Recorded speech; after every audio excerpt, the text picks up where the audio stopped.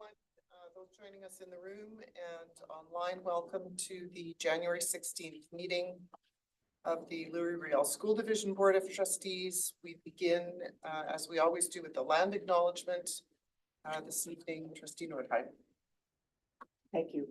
The Louis-Riel School Division brings together a community of schools on the traditional land of the Anishinaabe,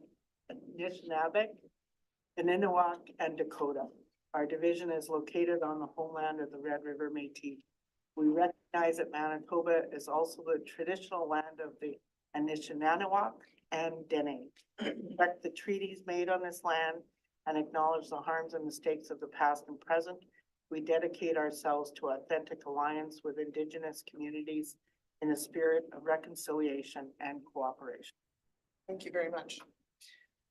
We have regrets this evening from Trustee Sigurdsson and from Trustee Turner. We will have a 15-minute public question period at the end of the meeting. And just so everyone is aware, we do record these meetings just to ensure that the minutes that we share are accurate.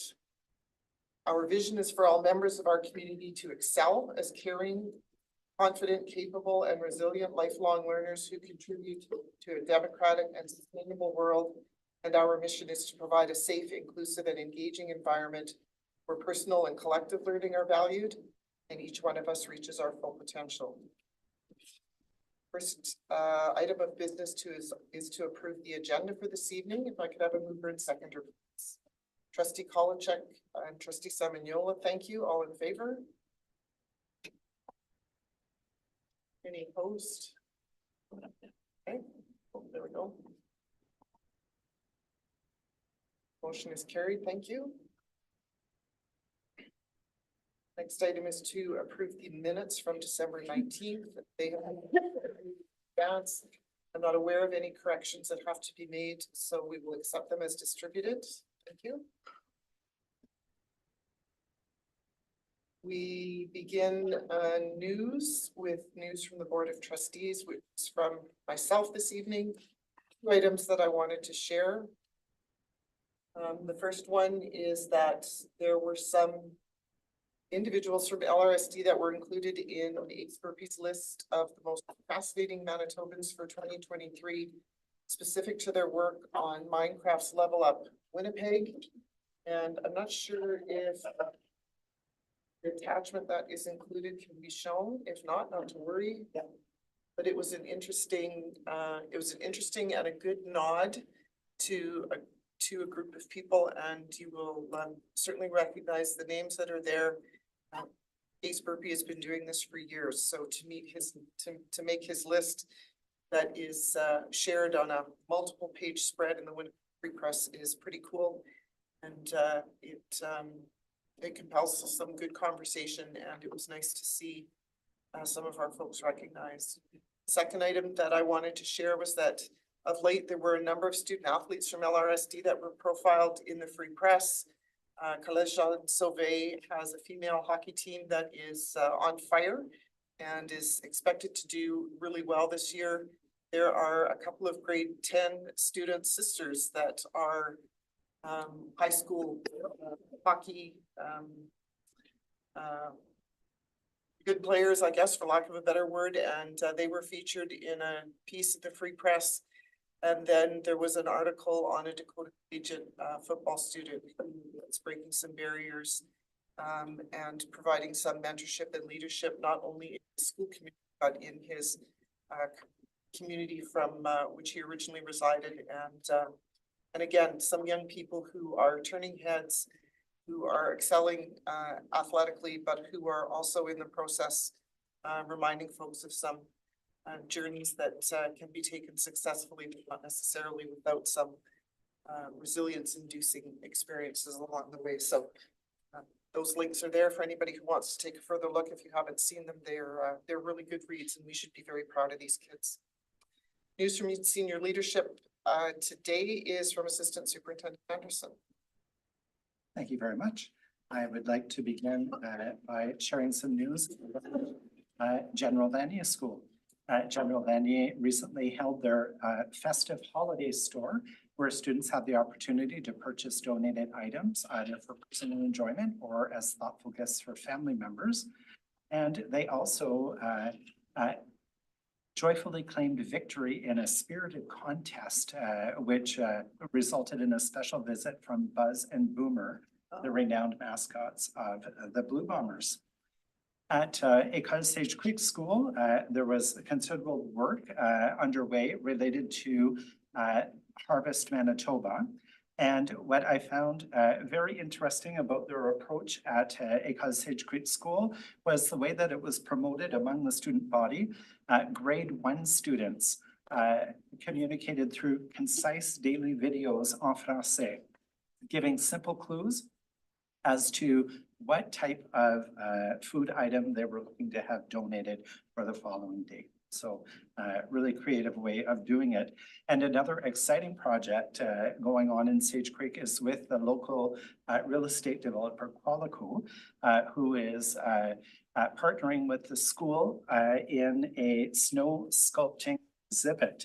And through this partnership, the school has had 2 artists work with students, David McNair and Gary Tessier. And there were so many classes that wanted to take part, they had to draw names out of a hat. So it went to Mrs. Rowe and Madame Martin's classes. So the students have been getting a general introduction on sculpting and how to use sculpting tools, working on creative thinking and design ideas, and how to convert an idea onto a grid, and then learning the difference between modeling and sculpting.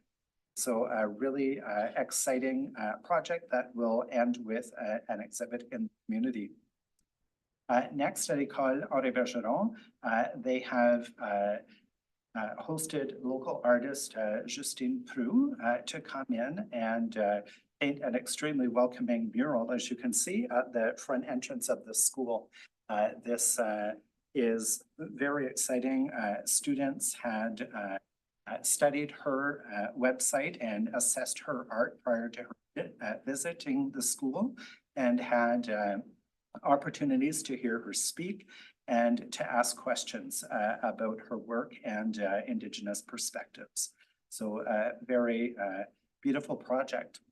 At Collège Béliveau, they received a Artists in the School grant that they have used to host 2 professional musicians, Daniel Jordan and Danielle Pellepin-Hubner.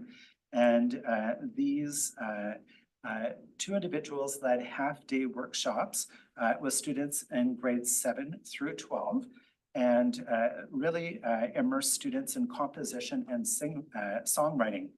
And I can share that at the PAC meeting at Collège Béliveau last week, a student from the songwriting workshop presented a song that she played on the guitar and sang in front of a room full of parent committee members, and did a lovely job. A song that she had written all on her own during independent time in this songwriting workshop.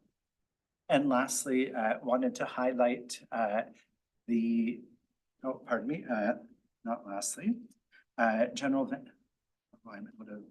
out of whack in my screen here. École Provencher has been going over to Notre Dame Community Center for skating program. And this is a long-standing program that their grade 2, 3, and 4 students engage in each year at no cost.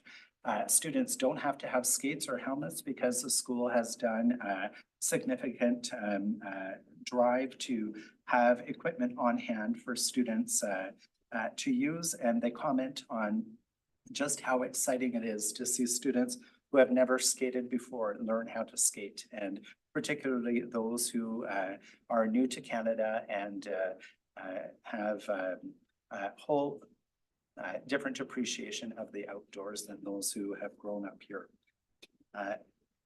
And lastly, Windsor Park Collegiate is break from winter break. Excited to share a recap of the recent Break from Winter Break event hosted by WPC staff over the winter holidays. On December 28th, more than 15 dedicated staff members generously volunteered their time to organize a variety of engaging activities around the school building, including gym time, crafts, video games, quiet spaces, and designated areas for students and staff to connect. Excellent, thank you very much. I love to see how the schools are embracing the winter. They're better at it than I am, that's for sure. And kudos to the folks at Windsor Park Collegiate for opening up the building over the break. I think that provides a nice opportunity for kids to have a place to escape to if they need it, and hang out with some of their friends or their peers. Thank you very much for that. Item 4, finance and audit. We are entering that time of the year where we are beginning to be, well, it goes on all year long, but focused conversations and work on budget for 2024-25, and turn things to our Secretary Treasurer, who's going to provide a bit of a timeline for what that process looks like. Thank you very much. So just want to remind the public that we currently have our thought exchange. It's available on our LRSD website. So if you have any recommendations on budget ideas, or you read other people's thoughts on budget and rank them, please go ahead and visit our website. That'll be open until February 28th. We are anticipating, as part of the budget process, announcing of the funding from the provincial government, and that is anticipated to be on January 31st. On February 27th, we will be having a public presentation of a draft budget, and this is going to be held in a hybrid setting. So we will have we'll have it in person at 900 St. Mary's Road, as well as you can join online and listen to the public presentation, as well as once our public presentation has completed, we'll take the feedback and finalize our budget for a special board meeting approval on March 12th. Thank you. Trustees, any questions around this process or the way we are engaging and gathering community feedback? Okay, thank you very much. Thanks, Jamie. We have one item under staffing, welcoming a member of the LRSD team, and again to Secretary Treasurer to set this up. Thank you very much. And so today I am bringing a recommendation to appoint Vanessa Ross as Assistant Secretary Treasurer. Vanessa comes to us from the Winnipeg Regional Health Authority, where she worked in that setting for the past 9 years. So she has extensive public accounting knowledge. I look forward to welcoming to the division. Okay. So the recommendation then is that Vanessa Ross be appointed Assistant Secretary Treasurer effective January 29th. I'm assuming that is 2024. Correct. Yes, okay. I shouldn't assume, I should have just known. Mover and a seconder, please. Trustee Gary or Trustee Kolachek, any questions on this? All in favor? Just for, Oh, did you have a question? yeah, so just for clarity, this is not an additional position. This is a position that was already announced as being vacant from December. Yes. So please vote. None against, none abstaining, and the motion is carried. Take this opportunity to welcome Vanessa when she arrives at the end of the month, and look forward to extending that in person when the opportunity presents itself.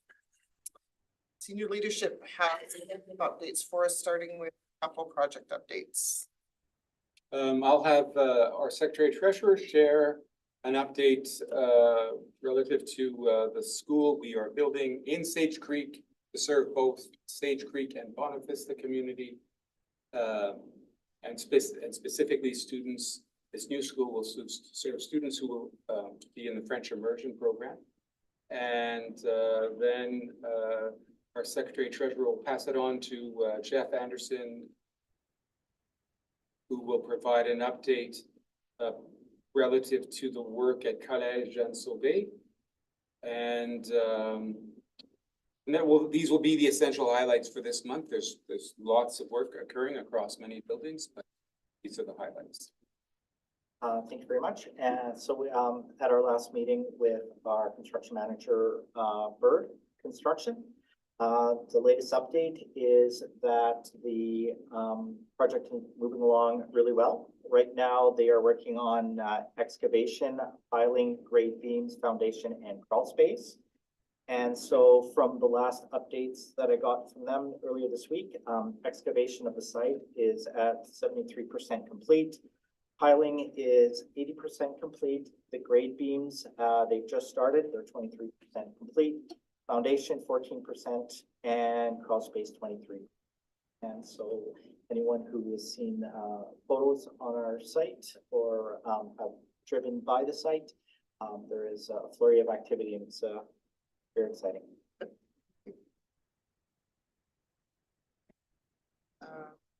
And I'd like to pass it on to Assistant Superintendent Anderson. Very good, thank you. So, Kalajan Sauvé, I can report since the last update I provided that the work in the music room is now complete and classes are underway in a beautiful new space for music in the northwest corner of the building in the newly constructed space. The former music room, which is across from the office and adjacent to the gym, is currently undergoing work to convert it into a fitness facility. And that work is well underway. When the work inside the building wraps up, there will be some remaining elements outside that need to be done once weather permits in terms of landscaping. Any questions on either of those? Was there just those two or is there? That's it. That's it, okay. So just looking to see if there's any questions. Seeing none, Cold Sage Creek update. So here, we've put out a message on the website and have updated a page on the website, a school locator page website. So we're bringing to the board's attention in public at your meeting in January that we've arrived at that place that we discussed in the spring through a board motion that if class size reached a certain number at Cottage Sage Creek School in the English program at a certain grade, we would, any new enrollments this school year would attend Shamrock School. So I'll let Assistant Superintendent Anderson expand on what I shared and Assistant Superintendent Adez, who is responsible for Shamrock School, to also add additional information. Very good, thank you.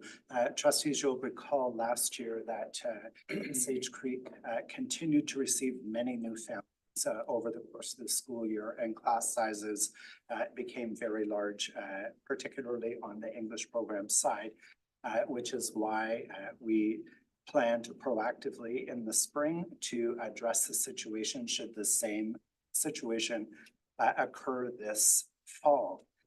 We were surprised that growth was slower than expected over the course of the fall, and that it's only now in January that we have reached the trigger point. That is, all of the grade 3-4 classes at Cottage Sage Creek School in the English program have reached 26 students of enrollment. And we had agreed that at that point, we would transfer any new students coming for those grade levels. Instead of having them register at Sage Creek, we would have them register at Shamrock. We haven't had any of those students yet, but we expect that they will be coming over the next weeks and months. And we have communicated that information through the website, but also to the principals of both schools and as well to the transportation department, who needs to be aware because those new students would be transported from Sage Creek to Shamrock School. And we can look at the space available at Shamrock in those grade levels, and there's space in the classes as they currently are. We're going to monitor the class sizes as it goes on. And there is room in Shamrock to expand if we need to. Questions on this? Trustee Seminyola? Yeah, not just to those two grades, Jeff, but any idea how many students have enrolled in Sage Creek starting like October 1, after the first month of school to now? Is it 5? Is it 10? How many students? I can get that number for you, but not off the top of my Okay, head. no, that's It's certainly, it's small. It's in that kind of a range. It's certainly not, the numbers that we were seeing last year. okay, and that's why. Any other questions? All right, that takes us to updates related to our accessibility planning. Assistant Superintendent Cormack. Thank you. As I have shared previously, we are currently working on meeting expectations of the accessibility standard for information and communication that we need to be in compliance with as of May 2024. I've sort of given you updates on the steps that we're taking. It is a considerable amount of work to meet the requirements for this standard. And so for an example of that today, a smaller group from the accessibility working group met to look at how we need to update our policy documents to make them accessible and meet that standard. And so when you think about the number of policies we have, and that's considerable work that needs to take place. And so we're looking at how we can do that efficiently. There's also a cost, whether that's workforce cost or contracting that out. So we're weighing our options around that. We're looking at ensuring that our most used documents, forms are converted first, while at the same time investing in training to ensure that any new documents that are created meet the accessibility standard. As you know, we've already provided additional accessibility features on our website and started to meet the requirements of the updates for the website design. In addition to this, part of the standard is ensuring that all staff are trained. And not only that they're trained, but we track the training. So we know at any given time who has had the training and who requires it. And so prior to the break, we met with an individual who's created a module for a learning management system, or is this for you? And so we'll be meeting this week to determine if we'll move forward with the purchase of that. It's very economical. The Accessibility Working Committee had a chance to preview the module. It does align with the types of modules we already have available for staff, and it would allow us to track employee training. In addition to that, we are responsible for ensuring that all of our communications indicate that alternative formats are available on request. And we need to track those requests and document the follow-up.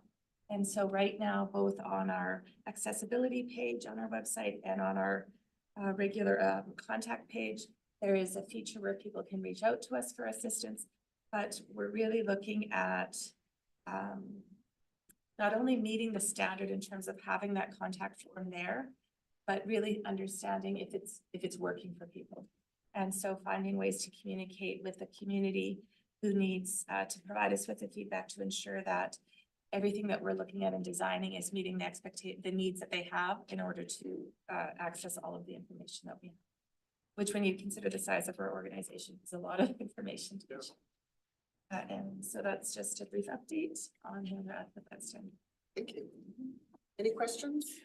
Thank you for that report. The accessibility standard, in terms of, particularly with respect to facilities, and physical barriers, how far, beyond, the school facility, or school property even, might that standard extend? For instance, the structure of a school itself and the school property, or would both be within the scope of that, of those guidelines? So the standards that are currently in place that have come into law are a standard for customer service, standard of employment, and the third one is information and communication. And so the two standards remaining that have not yet come forward, but they have gone through the process of consultation are transportation and the design of outdoor public spaces. So I'm wondering if that final standard is what you're talking about? Yeah, I would probably say both of the last two. For instance, would it cover the access to school, like having a having a sidewalk or having having winter maintenance, for instance, of a school facility? Or in particular, I'd be interested how far beyond the school's property that standard might, if not cover directly, might at least refer to or discuss. For instance, is a sidewalk to a school plowed of snow in the winter? And if it's not, can a student with a disability get to school using that mode of transportation? Yeah. So currently, the standards for transportation and for the design of outdoor spaces have not come forward. So they're still in that process. But what I can do is look into what our current practice is around the items that you've kind of described, and then come back with some more information regarding it at our next meeting. Thank you. Any other question on this item? Excuse me.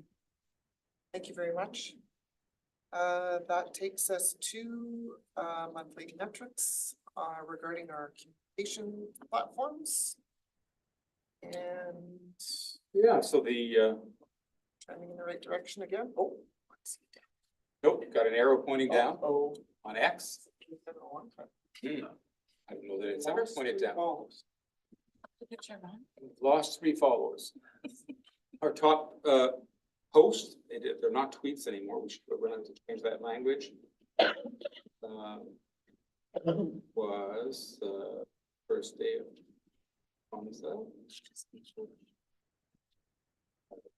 followerships up on Facebook, LinkedIn, Instagram. We can see on the website, we scroll down, the story was celebrating retirees in LRSD. So this is a new initiative. We're celebrating all staff that want to be celebrated, want to be acknowledged. Be doing that twice. And you can see the number of views across different spotlight stories. YouTube. We're on YouTube tonight. And our board meeting is was the top view in December. Probably will be the top view in January. Trustee Palmquist? Are there any of these metrics concern our board social media accounts, or are these just the divisional ones? Just divisional. Would it be possible in the future could report on the board ones? They have, Board X account. yeah, board X account, board Facebook account. I think there's no at least board one active. it's not active, but it exists. Part of the reason I suggest that is maybe if we could evaluate how useful they are.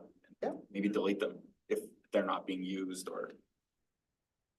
Yeah, we could certainly take a look at the board X account. And then finally, our MailChimps. What I like about the MailChimps, we know the audience, and we can see just how the impact of what kind of a reach we're having, the impact we're having. So it's good to know, right, that 27,000, that the 6 campaigns sent to parents were opened 27,499 times. And people digged into them and followed links in the mail. You see it for staff as well. And you've got a specific breakdown there for the leadership staff. Any other questions or observations on this, trustees? Right, so then that takes us to, oh, sorry, I lost where I was here. Policy, we have first reading on one item, and I will turn to Assistant Superintendent Cormack to provide the background for this. Thank you. This evening I present for first reading policy KLG, school relations with police services. The policy comes to you after a year of development through a collaborative effort across leadership team and clinical services, a broad representation across that group, and seeks to ensure a consistent approach when schools engage with police services, clearly delineates decision-making authority, articulates agreed upon procedures for responding to situations that require police consultation or intervention, promotes dialogue and the establishment and maintenance of effective relationships between schools and police services, cooperation and shared understandings, and respects the rights of victims and witnesses as well as those of alleged perpetrators. And so the policy directs the creation of an administrative protocol that will then specify each of those areas that I've just outlined in terms of responsibility roles and will provide direction for school leadership, as well as to inform our relationship with police services. Okay.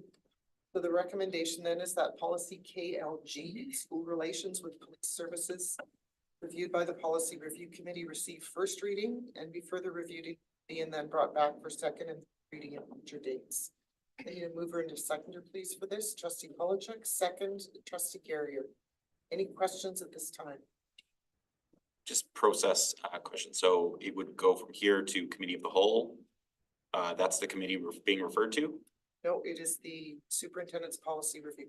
Okay, So I could speak to that if I were permission. So should it receive first reading this evening, then we would engage with community in a very thorough and robust consultation. So we will create a spotlight story informing all of our community about the policy, invite individual feedback, as well as create opportunities for sharing circles and face-to-face feedback regarding it. Our hope also, truthfully, is to engage our colleagues across Metro Winnipeg in a shared conversation around our relationship with police services and to invite them to join us in this conversation. is there any plan towards engaging students in their? Yes, absolutely. Okay. So we have our divisional student advisory board that will be integral to this, but to broaden that outside of that as well in an intentional. So it passed first reading tonight, and then what would be the process from there? So first, if it passes first reading, that really is what allows the committee now and the assistant superintendent to share it widely to gather feedback. Second and third reading will allow for re-engagement at this table in case the board has questions or wants to see any aspects of the policy refined or broadened. And then at third reading, it will be adopted. So it will be timeline depending on the length of time it takes to get the feedback that allows everybody that wants to participate that can participate. So this policy as before us here on our agenda this is a draft version, but Yep. likely would not be the final version that would be adopted at second or third reading after being reviewed by the policy review committee? Well, that would be informed by whatever the community Sure. brings us and by. Not whatever- necessarily, but possibly. Yep, Okay. yep, and this is no different than any other policy that we bring. It's the same process that's followed. Trustee Kolachek and then superintendent. So I would say that just so trustee Palmquist understands, there is opportunity at this point in time to provide questions and recommendations from the trustees if they wished to the policy at this time during first reading. And second reading. Okay, So it's I'll be- passed. Yep. Yeah. Superintendent? Right, and like you can see in the policy, and if the Secretary Treasurer could open up the policy for the public in the meeting to see. One important attachment to this policy will be the protocol. Yes, and this is where we want to engage fully with our community around the development of that protocol. And we want to engage with other metro school divisions and the province.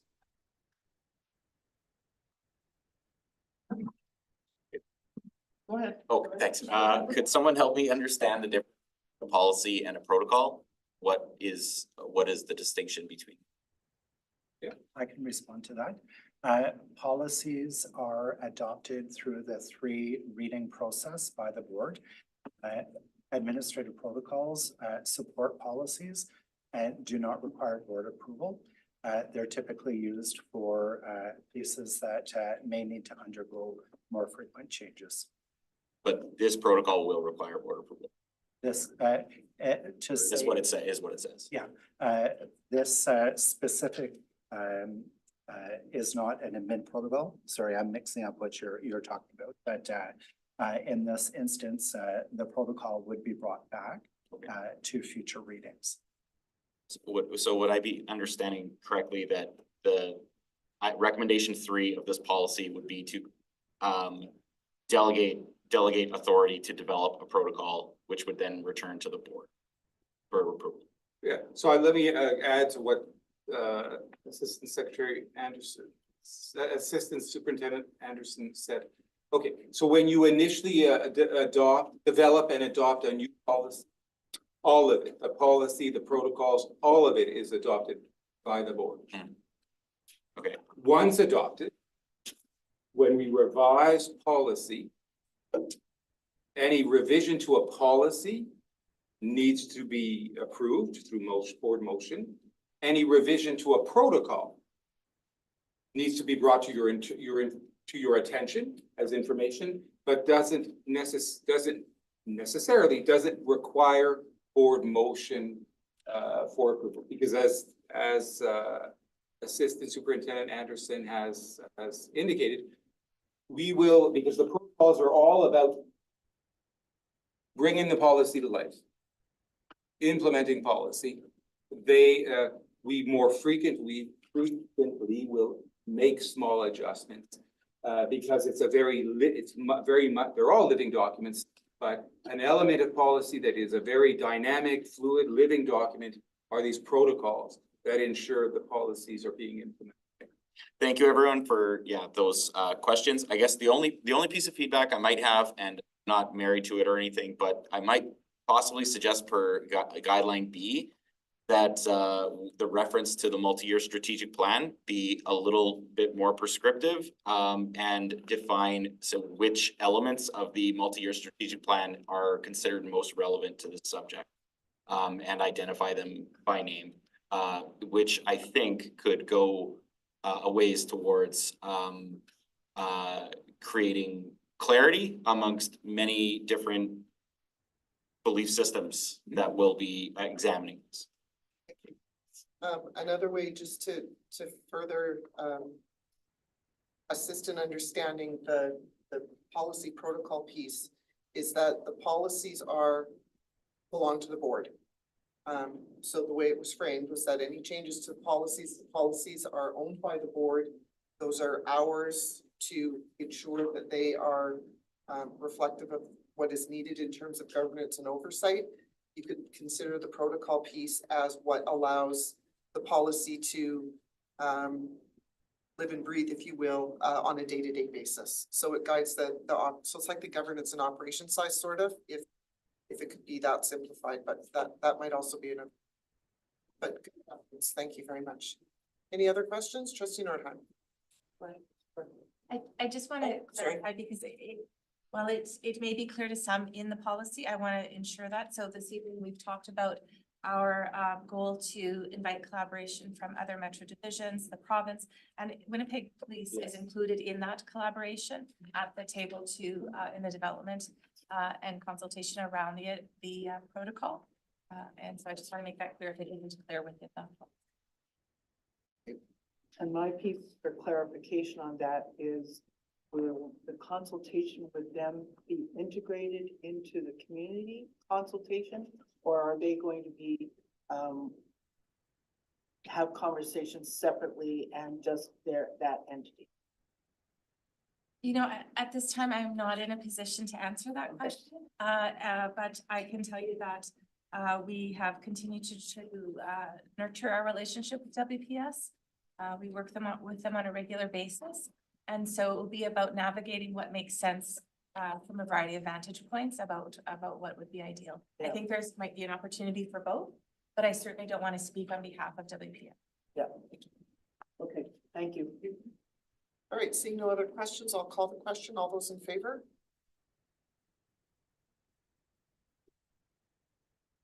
Opposed? There are no abstentions and Trustee Nornheim, your vote. Great. Oh, there we go. Click that. And the motion is carried. Thank you very much. To do the same thing. Access to correspondence. School board correspondence received, there's a letter there. We have some information that was sent. Any questions on either of those ones? And then the Manitoba School Boards Association correspondence, I'll draw your attention to information coming up related to our conference in March. And there's also some information on some other workshops and professional development opportunities that may be of interest to some. And we will record all of that as received. We have no action items tonight, so that takes us to public question period. We will start with Mr. McGurn. Any questions or comments you want to offer this evening? Thank you. Happy New Year. Yes, to you as well. Thank you very much. Charlene, go ahead. Hi there. Can So you I'm speak up a little bit, Charlene. Charlene? We can't quite hear you. Oh, hang on. Oh, sorry. No, hang on. Is just a that second. better? I think it's at our end. Okay. Working for the in-camera, I'd love to. We go ahead, sorry. No, that's okay. Can you hear me now? We should be able to hear you better. So just give us a second here. We're just tweaking the volume. It's very quiet. Try now, please. Try again. Oh, try again, Charlene. There we go. Is that better? Way better. Thank you. Oh, fantastic. Excellent. So I am wearing my Parent and Caregiver Advisory Council hat for École Lorraine, just as a parent. And at our last meeting, we were just having some discussions whether or not any kind of movement has happened or discussion has happened just in terms of the possibility of a newer building for École Lorraine.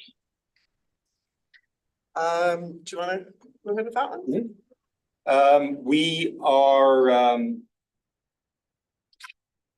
are in process with a party that has just formed government to be in communication with them relative to projects that we were in dialogue with the previous government about, and hope to have information soon. Awesome. Thank you so much. You're welcome, and Happy New Year to you and the École Lorraine community. Thank you. Not seeing any other hands up, but if anybody is joining us via YouTube and has questions that they want to ask, you can do so via email to info@lrsd.net. That brings us to the end of our agenda. We do have to go back in camera, so we will adjourn this portion of the meeting and say good evening to everyone. And we need to go back in camera for a couple of items, and then I just need the board for 5 minutes after that.